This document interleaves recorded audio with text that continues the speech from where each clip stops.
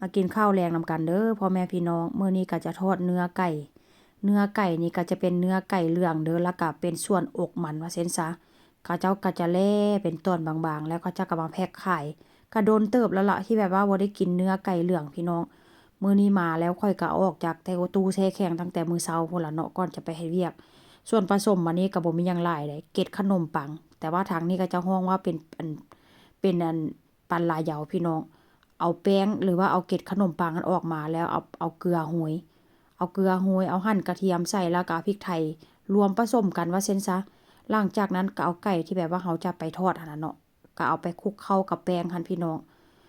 มันบ่แม่นแป้งหรอกมันเป็นเกล็ดขนมปังคลุกเข้ากันแล้วก็ข้างหม้อกระทะแล้วก็น้ำมันร้อนแล้วก็เอาลงไปทอดแล้วก็ใส่พริกไทยนำเด้อเวลาที่แบบว่าเรารวมกับเกล็ดขนมปังหั่นนะ มื้อหน้าเนาะมื้อหน้าค่อยก็จะมาลงคลิปให้เบิ่งว่าเฮ็ดวิธีเฮ็ดแบบใดเฮ็ดง่ายพี่น้องแล้วก็ค่อนข้างจะแซ่บได้เวลากินมันก็ค่อนข้างจะกรอบแต่ว่าห้ามทอดสุกหลายเด้อสุกหลายมันสิแข็ง